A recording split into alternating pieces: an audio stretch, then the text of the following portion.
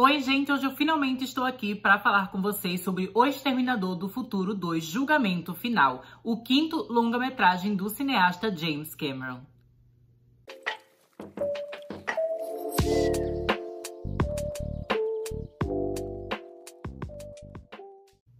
Lançado em 1984, o primeiro filme do Exterminador do Futuro foi um grande sucesso e logo a empresa queria fazer uma sequência, mas o James Cameron ele acabou se ocupando com outros projetos que eu já comentei aqui nos meus últimos vídeos, que no caso foram Aliens, o Resgate e O Segredo do Abismo.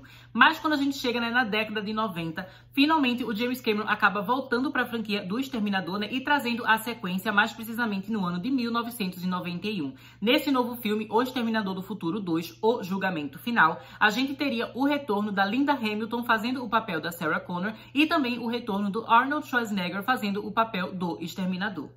Eu vou até tirar meu casaco, tá, gente? Porque lá fora tá nevando, mas aqui tá quente, Então tá me desconcentrando. Mas continuando, nessa sequência, a gente vai ver que a Sarah Connor, ela acabou ficando, muito transtornada e muito surtada com tudo que ela descobriu sobre o futuro, que seria basicamente o apocalipse, a destruição da humanidade. Então, a partir do momento que o filhinho dela com o Kyle Reese nasceu, o John Connor, ela já começou a treinar ele desde criança para que ele conseguisse, no futuro, se tornar o líder, que ajudaria a juntar toda a humanidade, sobrevivente, para lutar e fazer a rebelião contra as máquinas. Então ela ficou o tempo todo treinando o John Connor até que ela acabou sendo levada para uma instituição psiquiátrica e ficou afastada do seu filho. O John Connor, que agora ele é ali pré-adolescente, ele acaba tendo que morar com uma foster family. Enquanto isso, a gente vai vendo que lá no futuro as máquinas decidiram enviar mais um exterminador para lidar com a questão do John Connor. Lá no primeiro filme, eles tiveram o plano de matar a Sarah Connor antes que ela conseguisse engravidar, mas já que esse plano falhou, agora eles acabam fazendo uma coisa diferente. Eles enviam um exterminador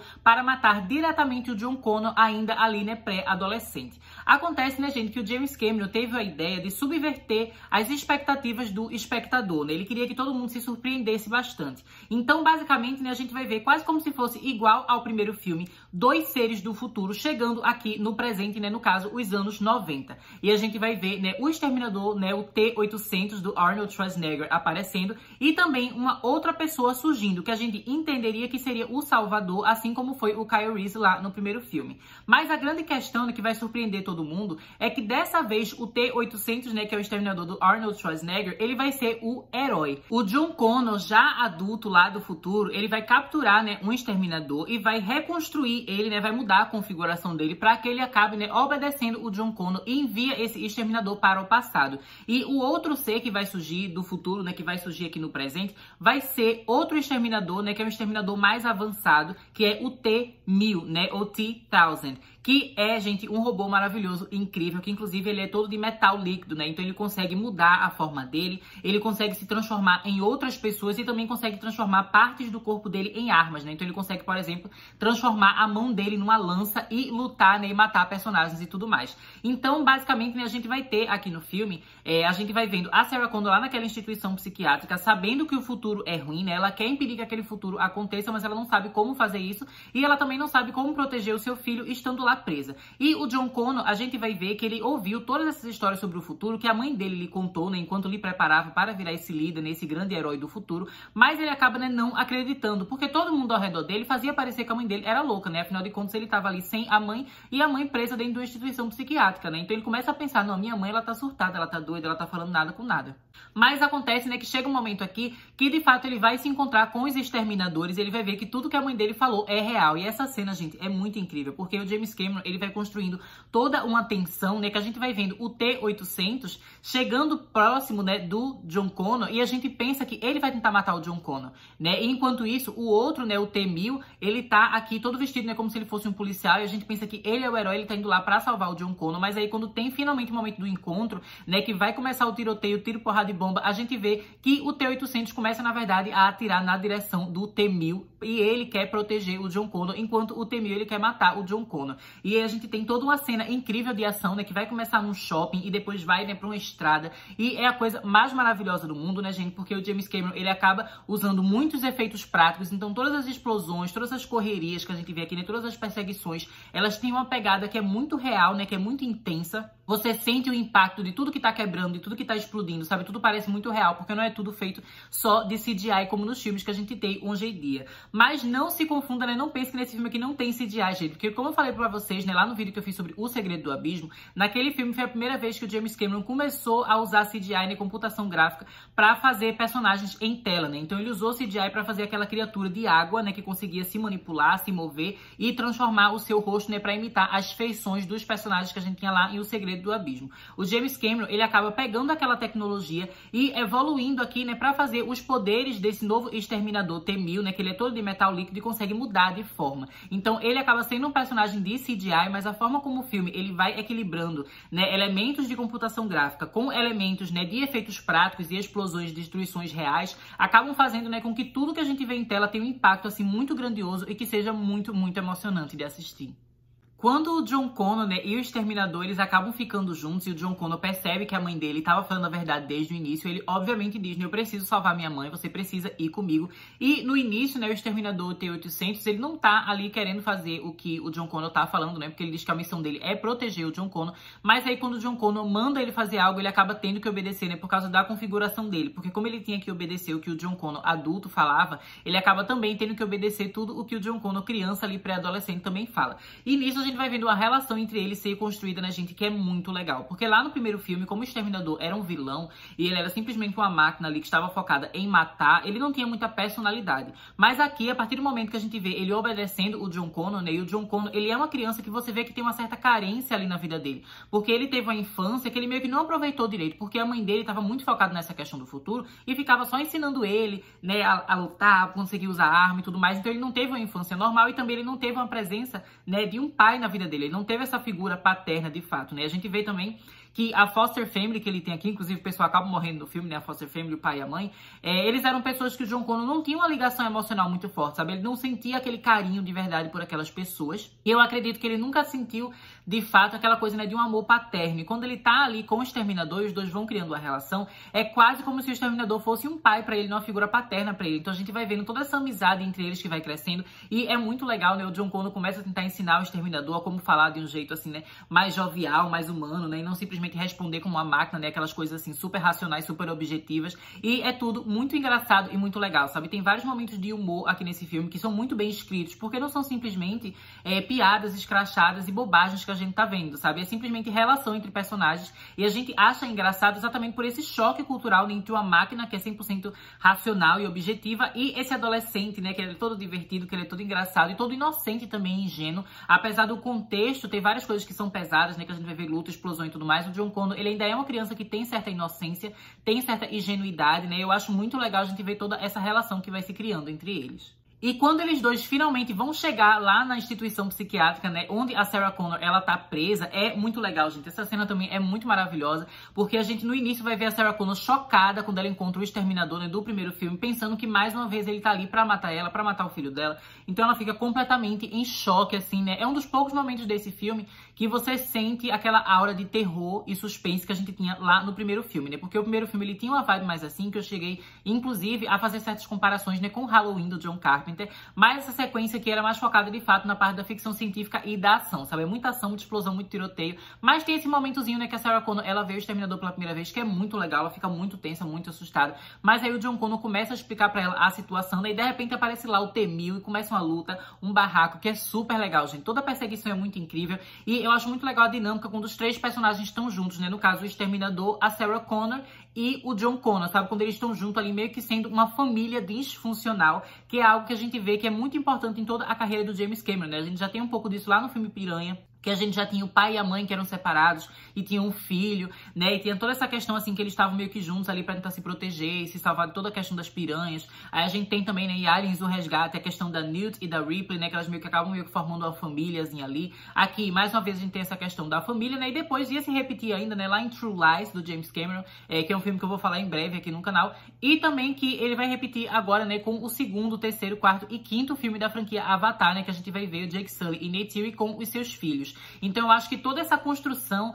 né, desse grupinho familiar e todo mundo meio que lutando junto pra se proteger, eu acho que é uma coisa muito incrível, né? E a forma como ele trabalhou isso aqui nesse filme foi muito legal, né? E mais uma vez fazendo a comparação com Aliens, o Resgate, é muito bom a gente ver a Sarah Connor aqui, ela fazendo esse papel da mãe poderosa e guerreira que faz de tudo pra salvar o seu filho, assim como a Ellen Ripley foi essa figura materna, né, poderosa e lutadora que estava fazendo de tudo pra tentar salvar a Newt lá no filme Aliens, o Resgate, né? Então eu acho que toda essa ligação que os filmes do James Cameron têm um com o outro, né, acabam tornando a filmografia dele muito coesa e mostra, né, que essa questão da família, especialmente da maternidade, é uma temática que para ele é muito importante, né, que vai estar presente em várias de suas obras. E enquanto tudo isso tá acontecendo, né, com o Exterminador, Sarah Connor e o John Connor, a gente vai conhecer também, gente, um personagem que é o cientista chamado, né, Dr. Miles Bennett Dyson. Ele basicamente é um cientista, né, que ele é muito focado, assim, na evolução da humanidade, da tecnologia, e ele gosta muito de fazer pesquisas e experimentos para criar coisas que vão tornar a vida das pessoas melhores, né. Só que acontece que ele, sem querer, né, sem ter intenção, acaba sendo um dos principais responsáveis pelo dia, né, do julgamento final em que essa inteligência artificial ia ganhar consciência e ia começar a tentar destruir toda a humanidade, né? Ele tinha um objetivo que era bom, de fazer a humanidade evoluir e trazer tecnologia para tornar a vida das pessoas melhor, mas sem querer ele acaba fazendo, né, criando algo que é extremamente perigoso e que vai acabar com a raça humana, né? Então é muito legal a gente ter essa discussão, que mais uma vez é algo que eu sinto que se repete em diversos filmes do James Cameron, especialmente na franquia Avatar, que é esse questionamento, né, gente, da tecnologia. Será que a evolução tecnológica tá levando a humanidade para um caminho que realmente é melhor e que vai fazer as nossas vidas, né, evoluírem de uma forma positiva? Ou será que a gente só tá cada vez mais, né, se afastando da essência do ser humano e nos levando a um caminho que vai levar à nossa morte e também à morte da nossa natureza, né? Eu acho que isso é muito legal, né, que o James Cameron já tenha questionado esse tipo de coisa com a franquia Exterminador e hoje em dia, né, esteja questionando mais uma vez com a franquia Avatar. Só que no caso, né, da franquia Avatar, eu acho que ele acaba abordando essa questão mais, né, sob um ponto de vista ecológico, né, falando mais sobre a natureza, enquanto aqui no Exterminador ele fala mais de fato, né, sobre a sociedade, sobre a vida humana, né, em comunidade, que ele acredita que a tecnologia poderia destruir tudo isso, né, e levar à aniquilação da humanidade, sabe? Eu acho que é uma questão muito legal, especialmente, né, esse fato, né, de que tudo começa sem uma má intenção, sabe? É simplesmente o cientista fazendo pesquisas, criando evolução, e eles acabam usando o resultado dessas pesquisas para algo que vai levar ao mal, sabe? Eu acho que isso é muito incrível também, que o James Cameron, ele acaba meio que querendo fazer aqui uma reflexão feminista, mas um feminismo mais cisgênero, né? Assim como a gente viu lá no filme Alien, o Oitavo Passageiro, né? Que não é dirigido por ele, é dirigido pelo Ridley Scott, mas ali a gente também tinha uma questão, né? Uma reflexão sobre gravidez, estupro e tudo mais, que levava em conta, né, a cisgeneridade, a diferença de homem e mulher, né, dentro da sociedade, sob a perspectiva de pessoas cisgênero. A mesma coisa vai acontecer aqui nesse filme, né, e a Sarah Connor, inclusive, tem uma cena que ela questiona essa questão, né, de que os homens cisgênero, eles acabam construindo coisas, né, eles dão vida a coisas, dão luz a coisas que só levam à destruição, no caso, a tecnologia, e que eles nunca saberiam o que é que ela passou, né, sendo capaz de criar uma vida, né, que o tipo de coisa que eles estão criando é diferente. Então, eu acho que é bem interessante esse embate ideológico que a gente vai ter entre a Sarah Connor e esse cientista quando eles acabam se encontrando, né, e eu acho que mostra, né, que o James Cameron, ele sempre teve bastante reflexões, assim, sobre os costumes, assim, masculinos e femininos dentro da sociedade. E eu acho que é uma coisa, né, que hoje em dia outros cineastas têm tentado fazer nos seus filmes, mas que o pessoal acaba não aceitando esse tipo de reflexão porque diz, é lacração, esse filme é woke, né, que é o termo que eles usam lá nos Estados Unidos. Mas o James Cameron já estava fazendo isso, né, como eu já falei pra vocês, desde a década de 80, década de 90. Então esse tipo de questionamento, né, esse tipo de visão, assim, de refletir sobre a masculinidade tóxica é algo que sempre esteve presente na filmografia dele, né, e que não é simplesmente uma questão de lacração, é uma questão realmente de você refletir pra tentar ser uma pessoa melhor, sabe? Era isso que ele fazia em todos os seus filmes. Então eu acho que é bem interessante que isso aconteça aqui, né, que a gente tenha esse embate entre você criar uma tecnologia que destrói a vida e entre você de fato dar a luz a uma criança, né, e você criar a vida. Eu acho que é um embate muito interessante, mas acaba, né, que todos esses personagens acabam se vendo todos juntos, né, e decidindo destruir, né, os resquícios que havia do passado do Exterminador que foi destruído lá no primeiro filme, né? Porque quando a Sarah Connor, ela tem aquela batalha naquela fábrica, né? Enfim, que ela luta com o Exterminador lá no final do primeiro filme, acaba que alguns resquícios dele, né? Tipo um chip dele, umas coisas assim, acabam se perdendo no passado.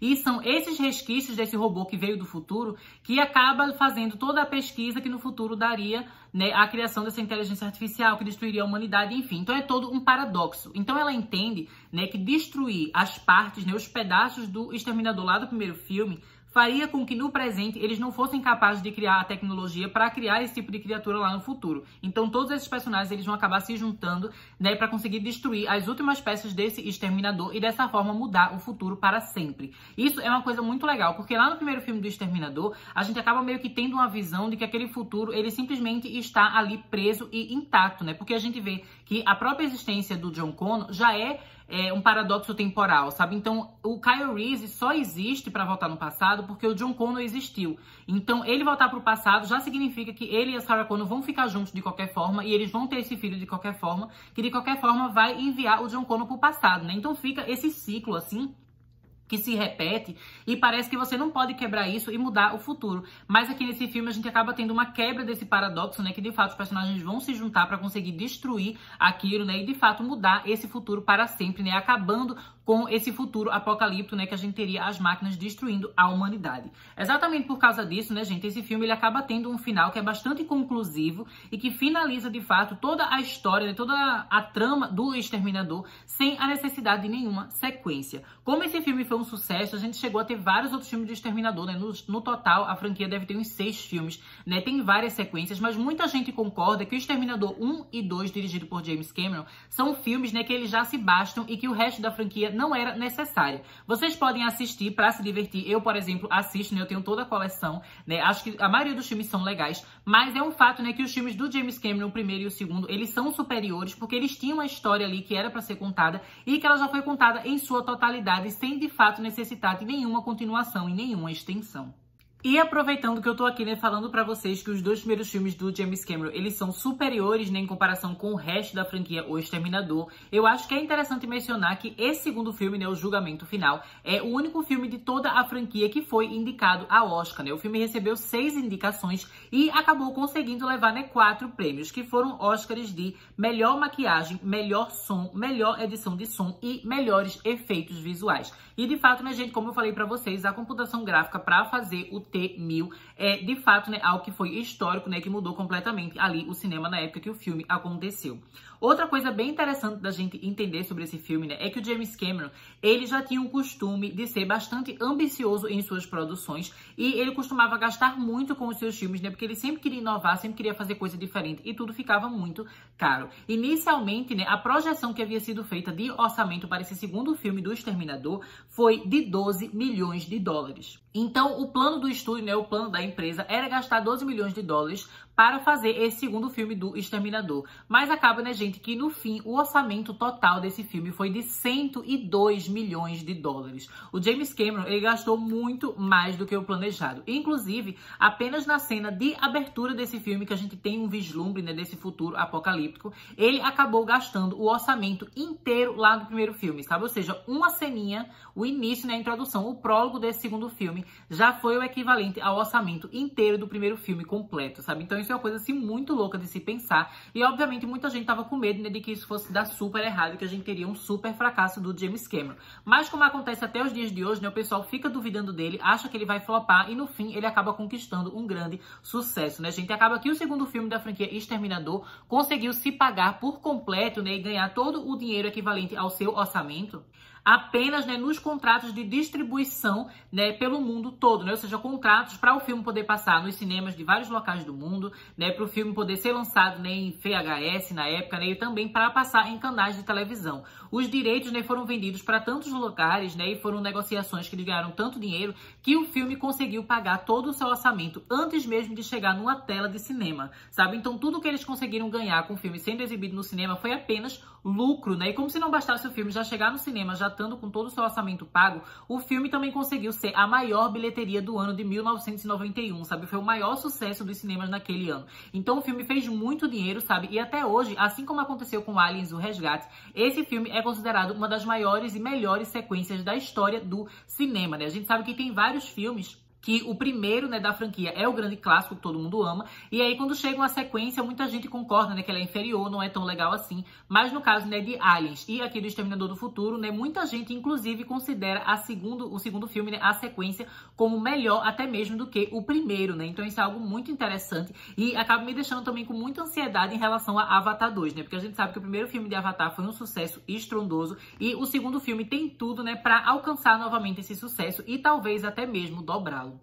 Outra coisa que é bastante interessante, né, da gente comentar sobre esse segundo filme do Exterminador é que no início, né, da produção ali, quando o James Cameron ainda estava pensando na história, né, e fazendo o roteiro, ele havia pensado, né, em trazer o Michael Biehn de volta, né, no papel de Kyle Reese para fazer o vilão do filme. Então, basicamente, ele queria fazer um inverso completo lá do primeiro filme, que a gente teria o Exterminador, né, do Arnold Schwarzenegger, voltando como herói, e o Kyle Reese retornando como vilão, né? Então o T-1000, o robô, ele iria voltar, né? Ele ia pro passado com as feições, né? Com o rosto do Kyle Reese para conseguir enganar a Sarah Connor, né? E o John Connor. Eu acho que essa ideia é bastante legal e eu fico pensando que talvez fosse interessante a gente ver o filme dessa forma, né? Com a presença do Kyle Reese sendo vilão. Mas depois o James Cameron, ele acabou pensando, né? Que talvez fosse complicado demais para o público entender, trazer dois personagens exatamente iguais, né? Lá do primeiro filme, só que de lados diferentes, né? Dessa vez sendo um vilão e outro herói. Então, por causa disso, ele decidiu trazer de volta apenas o Arnold Schwarzenegger, né, como o Exterminador, e o vilão do filme, né, o T-1000, acabou sendo um novo ator, né, que não havia participado lá do primeiro filme.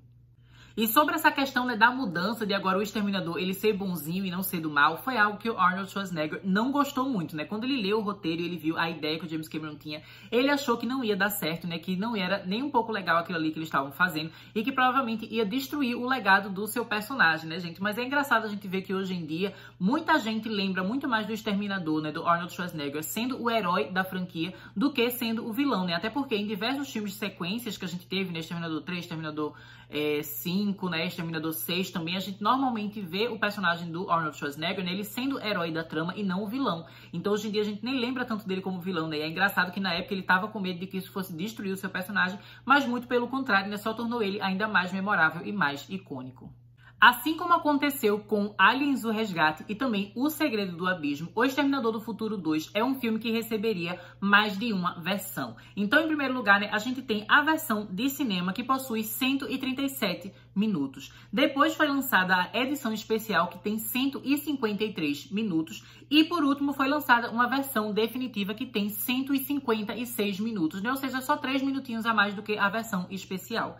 Esse filme, né, apesar de ter várias versões, o próprio James Cameron já afirmou mais de uma vez que a sua versão favorita é a versão de cinema mesmo, né? Então as versões estendidas que a gente tem não são necessariamente as versões de diretor que tem a sua versão favorita do filme. São apenas cenas extras, né, cenas estendidas para quem é fã, né, para quem ama esse universo e quer ver mais detalhes, ver mais cenas, né, e coisas mais estendidas. Mas não é de fato algo necessário para a experiência. Diferente, por exemplo, né, de O Segredo do Abismo, que o próprio James Cameron já falou mais de uma vez que a versão estendida é a favorita dele, né, que ele não queria ter cortado as cenas que ele teve que cortar para o filme passar no cinema. E a mesma coisa acontece, né, com Aliens: O Resgate, né, que ele já falou que os 15 minutos que foram cortados, né, que tinha aquela subtrama da Ellen Ripley, ela ter uma filha biológica, né, que acabou morrendo enquanto ela estava lá perdida no espaço, é algo que ele acha relevante para a história. A própria Sigourney Weaver também acha importante para a história, né, então eles preferem a versão estendida, né, a Special Edition, mas no caso de O Exterminador do Futuro 2, ele acha que a versão de cinema já é o suficiente para você assistir e para você conhecer essa história.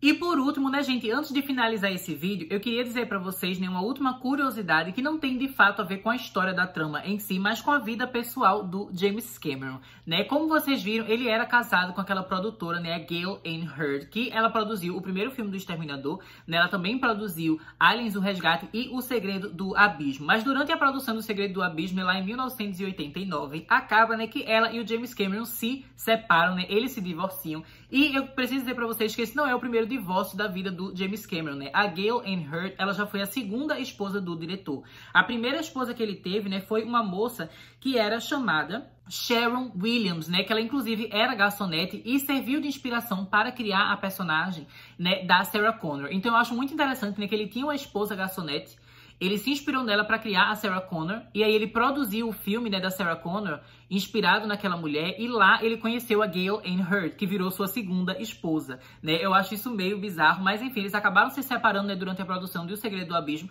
que como vocês viram no meu vídeo anterior, foi uma produção que só tinha barraco, né, gente? Só tinha treta, tudo dando errado. Mas então, né, o James Cameron acabou se casando, né, pela terceira vez com a cineasta Catherine Bigelow, né? Só que esse relacionamento acabou não durando muito tempo, né? Eles se casaram, passaram um tempinho juntos, e aí em 1991, né, enquanto ele estava gravando e lançando o segundo filme do Exterminador, ele se separou dela, né? Ele se divorciou pela terceira vez. E acontece, né, gente, que nesse momento que o James Cameron estava divorciado, ele começou a se interessar pela Linda Hamilton, né? A atriz que faz o papel da Sarah Connor, que, como vocês sabem, é uma personagem que foi criada inspirada na primeira esposa do James Cameron. Olha só, minha gente, toda essa loucura que estava acontecendo ali no coração, né, do James Cameron. Acaba, né, que depois que eles terminam de gravar o filme do Exterminador e depois que o filme é lançado, o James Cameron decide chamar a Linda Hamilton, né, para um encontro, para sair, e eles começam um relacionamento, né, inclusive chegam a se casar. Minha gente, eu acho essa história super babadeira, né? O James Cameron já é o quarto casamento dele,